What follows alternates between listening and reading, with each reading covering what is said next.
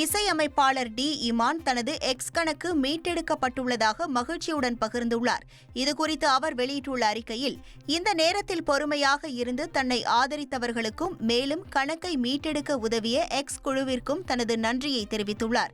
மேலும் கடந்த சில நாட்களாக எந்த ஒரு அசாதாரண பதிவுகளை பார்த்திருந்தால் அவை தன்னால் பதிவிடப்படவில்லை என்பதை நினைவில் கொள்ள வேண்டும் என்றும் அவற்றை தவிர்த்து விடலாம் என்றும் இசையமைப்பாளர் டி இமான் கேட்டுக் கொண்டுள்ளார்.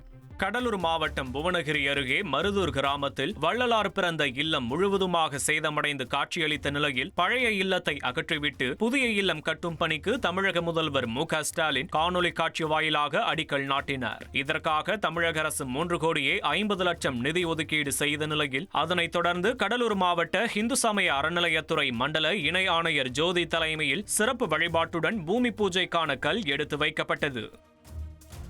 ட்ரெண்டை ஃப்ரெண்ட் ஆக்கிக்கோங்க. 2.5 கோடிக்கும் அதிகமான தந்தி டிவியின் சப்ஸ்கிரைபர்ஸ் அண்ட் ஃபாலோவர்ஸ் குடும்பத்துல நீங்களும் இணையுங்க.